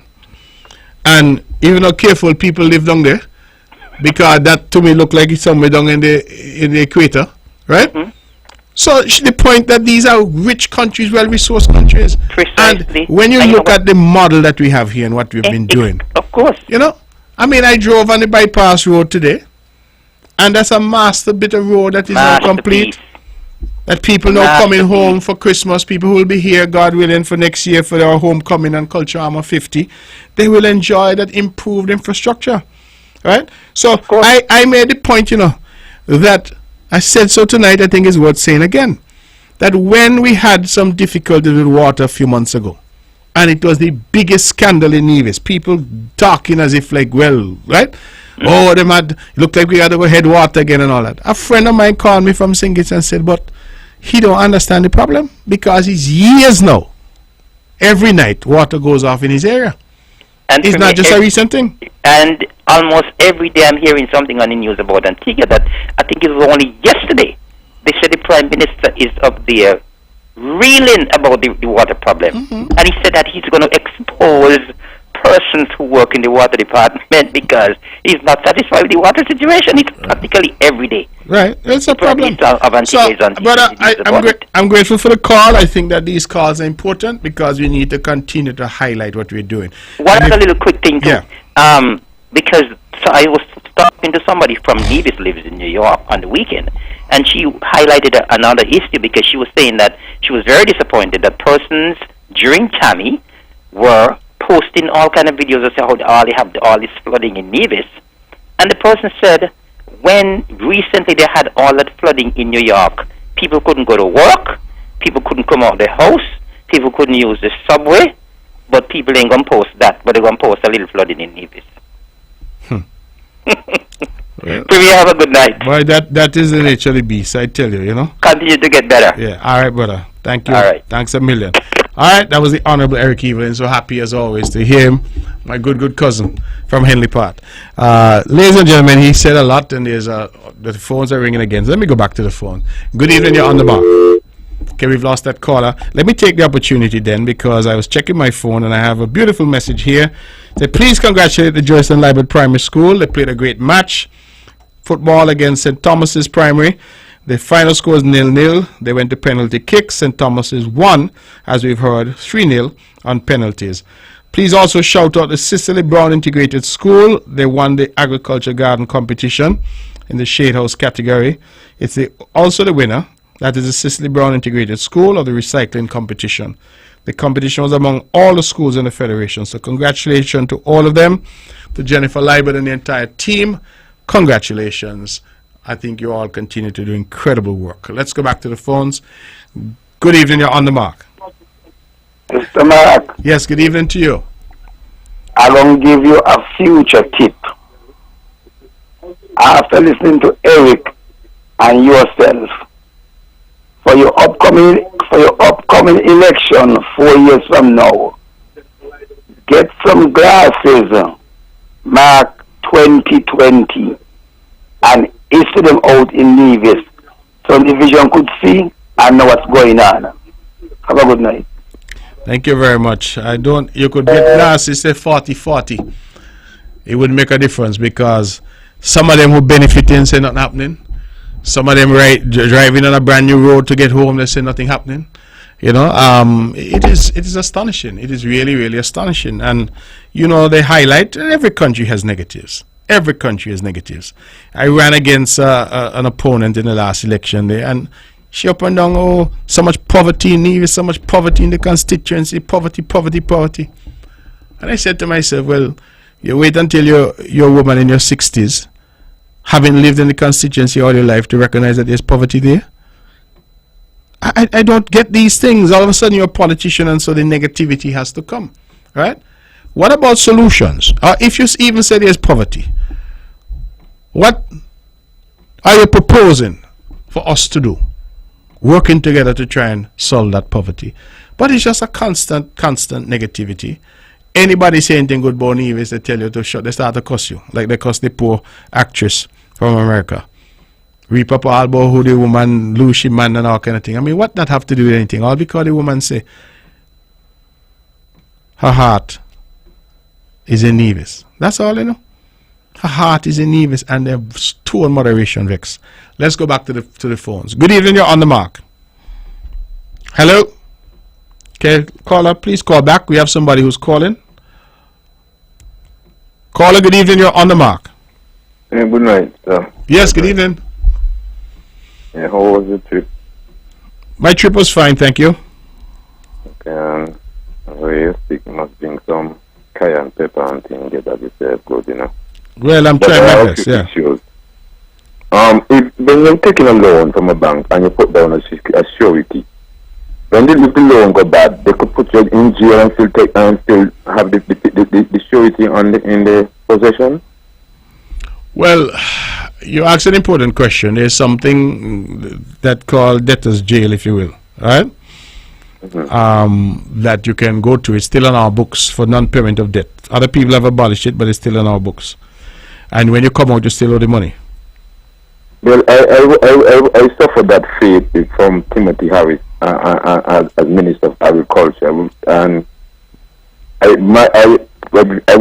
have already paid $7,000 on a $15,000 loan, and still have to pay $24,000 to get out of jail, lock up of debtor's jail after 2 days in prison from Timothy Harris and his CIA brother plot to discredit I&I.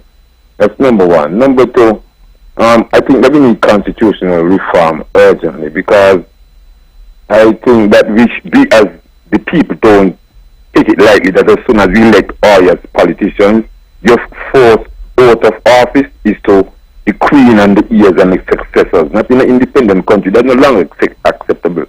I think we need urgently to rethink with that. Number two, the failure again of the police. 24 murders is far too much a year. The police need to be brought out to scrutiny. They're not doing a good job. We can't run no more longer. I left them 9 years and it's still 24 years more than a year. Every year still. What are we doing? Spinning top in mud? But let me ask you something. Ask you something. The police is who killing people? No, but they are complicit. If there's a murder in New that they could point at the police was complicit in the murder. Okay, but that's the reason why the Brantley and them divorce themselves from the police force because the corruption in the police force. Alright.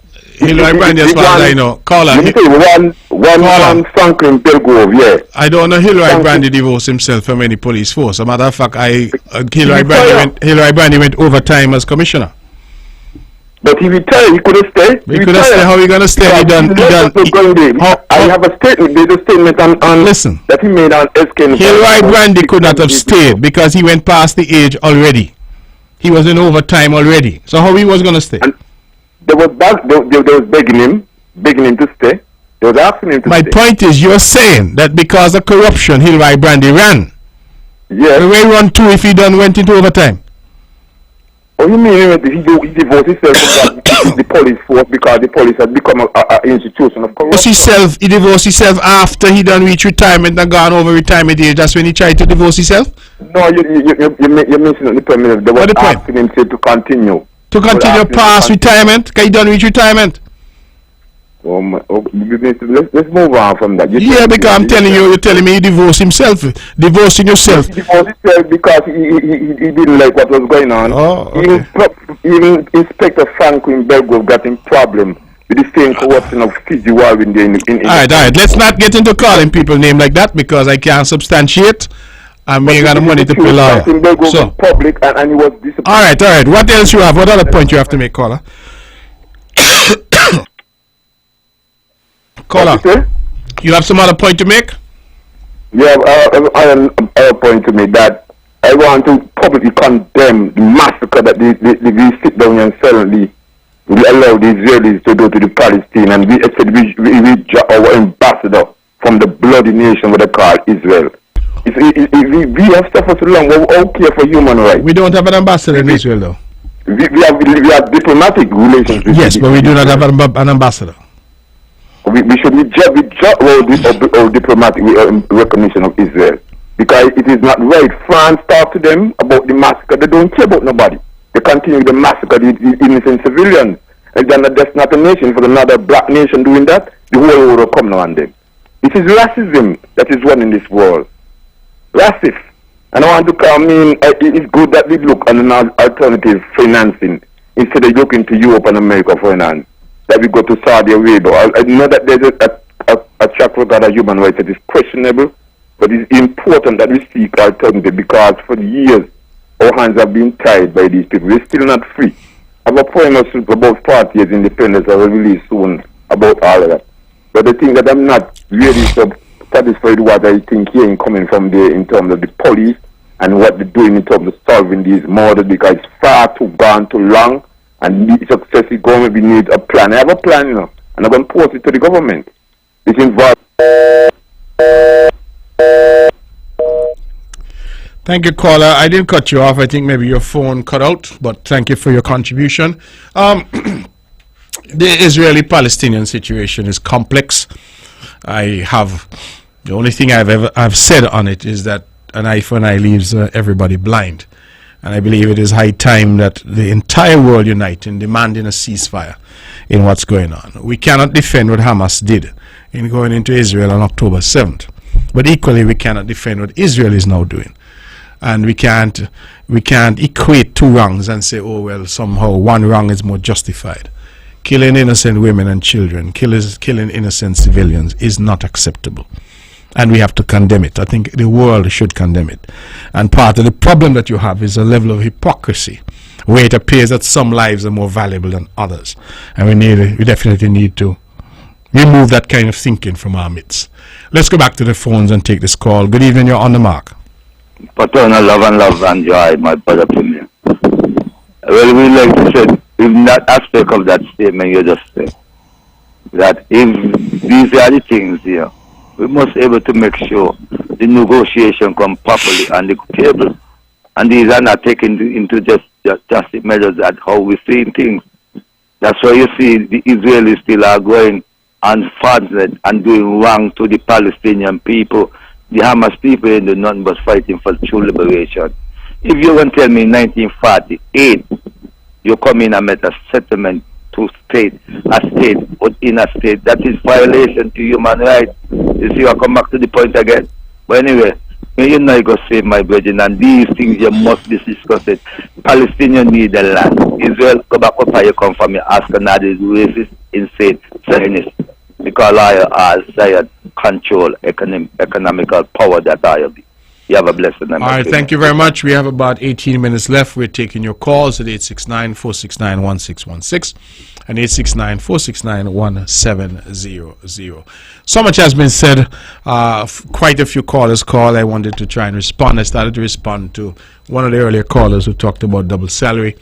My own view on this double salary story is that it is a bad idea. It is unsustainable. And I believe what we should focus is to do what we have done in Nevis, to give our workers a salary increase, 15%. They will get the final tranche, 5% on the 1st of January 2024. And so that people could have a livable wage. That language has been used. People will have a decent wage. This notion of every Christmas government taking up millions of dollars in the context of Nevis is about 10 million. So St. Kitts has to be at least 2.5 times that. So you're talking about $30 to $35 million every Christmas. For what? And I honestly say for what? Because a lot of people getting that money are not producing.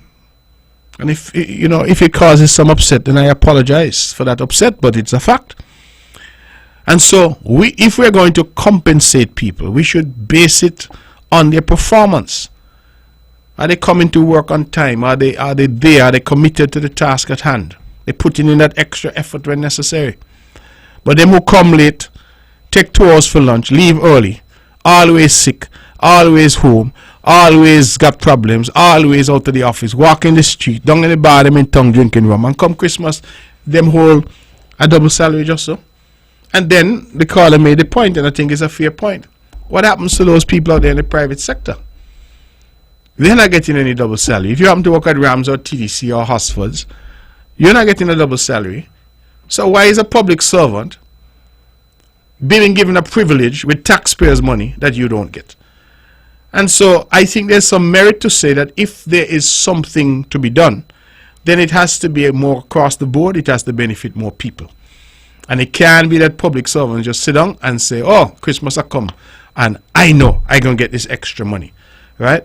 When others out there who are working equally as hard to build the country aren't guaranteed anything at all because they happen to be in the private sector. A lot of people now are applying to government. Some people have 3 and 4 jobs in the private sector. They say they don't want them, they want to be in government. What do you think it is?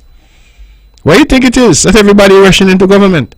You could imagine in one house, for example, where you got 5 or 6 people in that house working for government, that all of them collect a double salary come Christmas. That is what people are now looking at. And I am saying the double salary used to be something as an incentive when the country does very well. There's something to celebrate, like the 40 years of independence, something. But now it's like people are thinking, I see people putting up things now, say we're on the hurricane watch, now we're on the double salary watch. That's what people are thinking about. It's like a joke.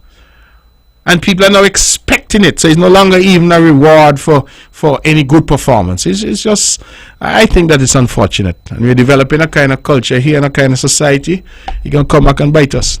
Let's go back on the phones. Good evening, you're on the mark. Good night, Honorable Brantley. Good evening to you. Yes, all is well. How are you? I'm fine. Okay. My scripture tonight is taken from Psalm 92. And I'm reading 5 verses. It is a good thing to give thanks unto the Lord and to sing praises unto thy name, O Most High. To show forth thy loving kindness in the morning and thy faithfulness every night. Upon an instrument of 10 strings and upon the psaltery of Thou, Lord, hast made me glad. Through thy work I will triumph in the work of thy hand. O Lord, how great are thy works, and thy thoughts are very deep. Here endeth the reading of the scripture. Have a good night, sir. God bless. Thank you so much. Beautiful scripture, and thank you for your call. Certainly appreciate it. So, my views on this issue of double salary may not be popular, but I think we need to find a better way. And people are now getting to a point where they're demanding it.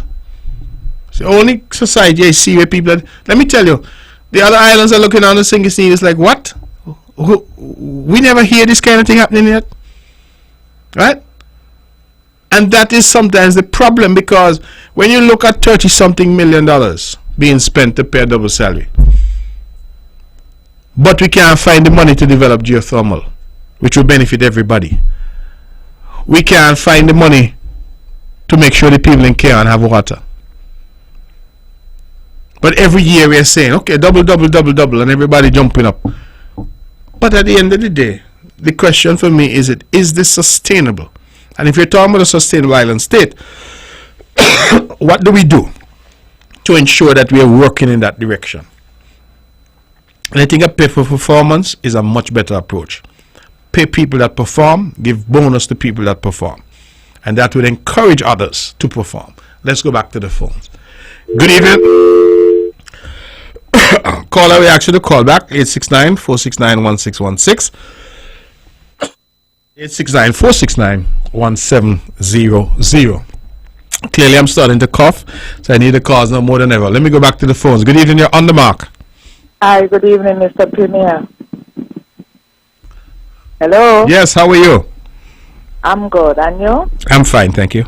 As Mr. Evelyn said, you're getting over the flow, but when I turned on the TV, I'm watching on YouTube, I said, Brantley got calling. I could just sound coolly. I could just hear it in your voice.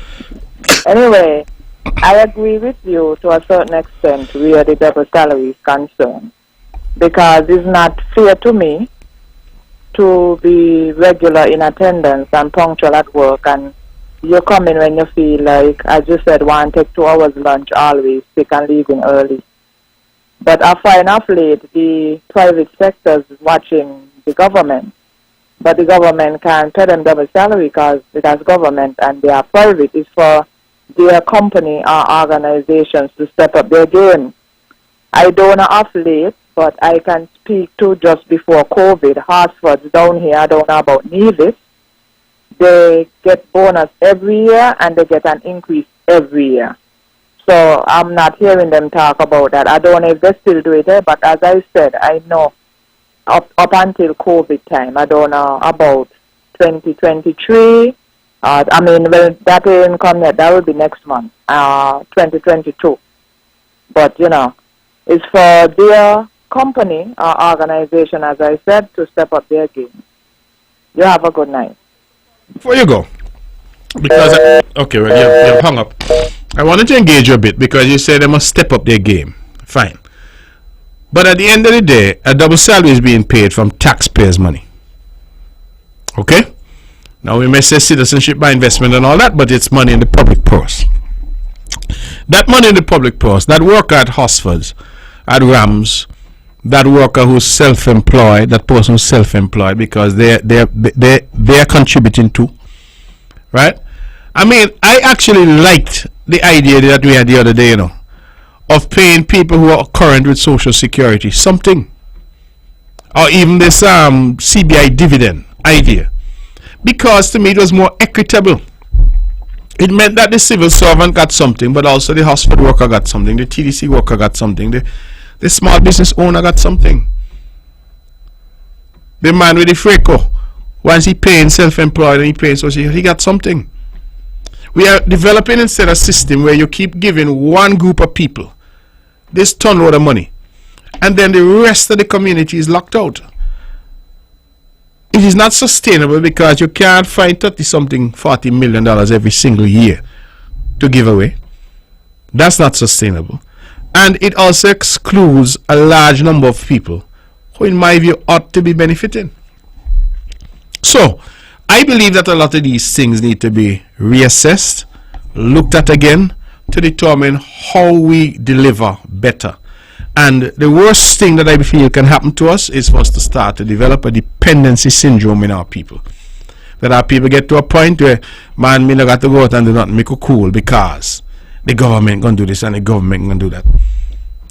You know, you have people now. I mean, I was approached by a youngster the other day. I think the youngster is about 19.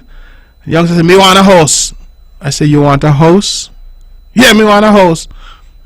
Tired of live home, me want my own house and government suppose. I said, no, that's how the life working. Most people, a house is the biggest investment he or she will ever make. You have to work, you have to save, you have to manage your resources to get a house. But again, we've created this culture that the government is there to provide all of that to you. So all you got to do is just show up and say, me want a house. Me want a double salary. Me want a job. And that is how we are. And I'm saying it is not sustainable. It may be Curry favoring. Some of us may feel it will win an election, but it is not sustainable. And I'm going to say something tonight. It's controversial, but it's true. That based on what I see happening in the country right now, the people them who are putting their shoulder to the wheel and working 2 and 3 jobs and hustling and buying land and building horse and buying car are the non-nationals. They're coming in, they're seeing opportunity and they're grabbing it with both hands. Our people are sitting back. Government gonna do this, man.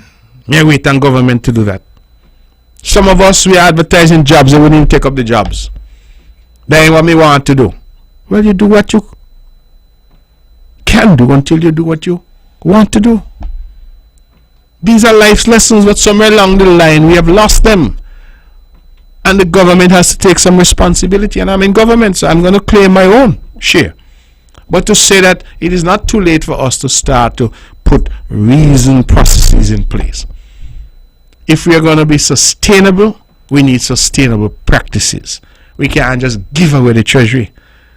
Because as night follows day, problem is going to come. What if another COVID-19 pandemic? What if, as some are praying, the CBI mash up? What if, God forbid, we get hit by a big storm? That's why the old saying, save up for a rainy day. It's important. I wish I had some leeway in Nevis to save. But on St. you have the excess that you've had from CBI. Are you going to just give it out, give it out, give it out? Or are you going to create something that is sustainable? And I am all for rewarding our workers, but I feel you reward them with a good salary. And if you want to top up that, you top up those that are performing, so they get performance-based bonuses. Not this free for all, where all who work and all who don't work get the same money. That can't be right. Let's go back to the phones. We have about 7 minutes left. Good evening. You're on the mark. Let's go back to the phones. We have about... Hello. Good night, Mr. Mark. How are you? I'm doing well, thank you. Good evening. Yes, good evening. Good program. Because what I noticed for you, a lot of them won't do the government work down here, Mr. Mark, and they just wishing for the double salary. And so things go. They won't clean the street good. You got here by the bridge, by the social security. Last day, Monday, nothing look filthy, so well, want a good cleaning. I don't know what happened.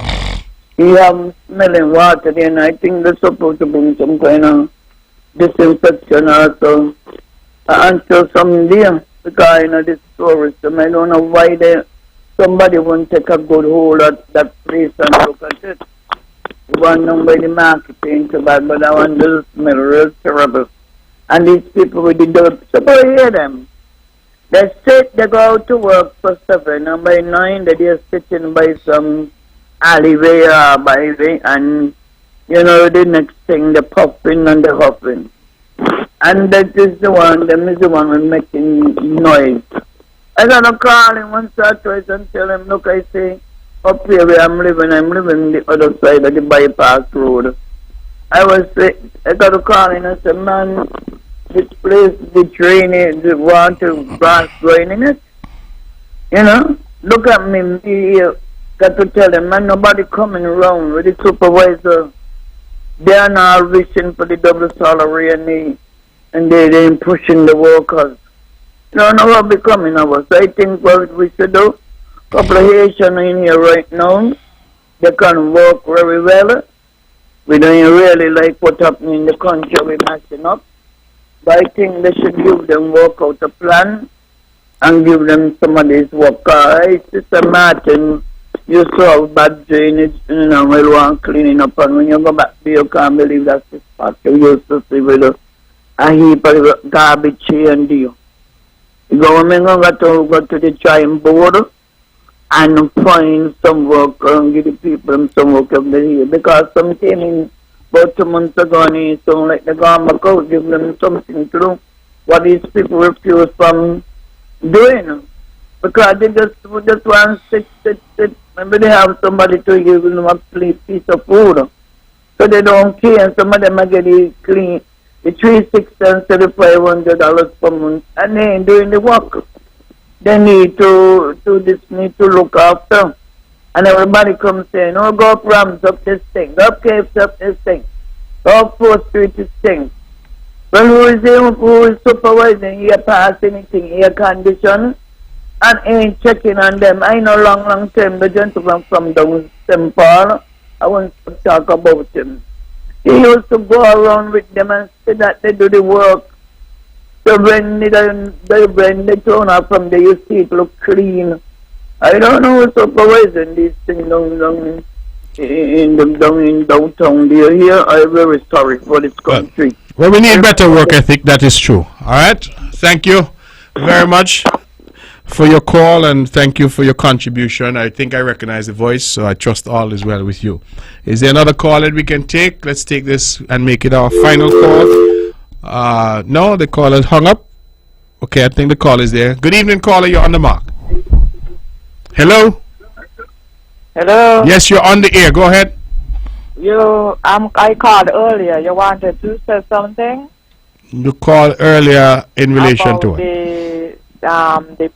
The double salary? Yes, I did respond to you. You were off the air, but I wanted to have a conversation to engage you, because you had said about the private sector, and what I was saying is that Hosfords may be doing it, and kudos to them. But there are other people. For example, if I'm self-employed, but I'm paying my social security, I'm paying my taxes. Christmas come, nobody looking at me. If I'm a taxi driver, Christmas come, nobody looking at me. But I'm a taxpayer, I'm a contributing member in the country too. So why should civil servants guarantee a double salary? But I'm a taxi man and I can't get 10 cents. That is true. But I have a question for you now. Sure. You mentioned about the social security. Yeah, so you'll have to be quick because we run out of time. Yeah.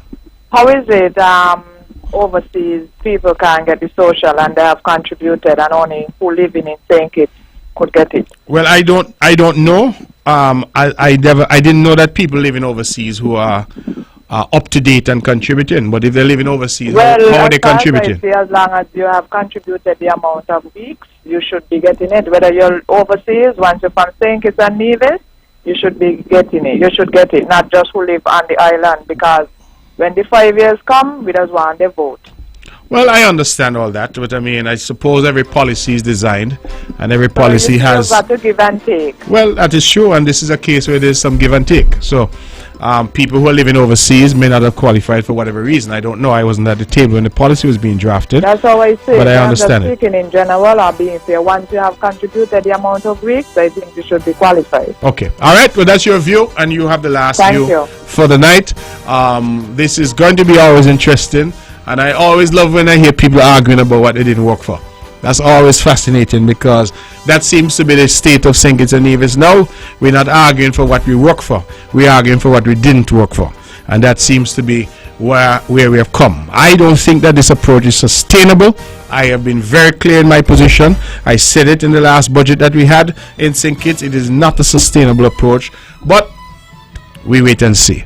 That is our show, ladies and gentlemen. Thank you so much for all who called. Thank you for part of the show. I'm truly grateful for you and for your contribution. I hope to be back next week, Wednesday, God willing, and hopefully by then this pesky flu will be gone and I'll be in a much better frame to speak to you. Thank you, good night, and God bless and keep you.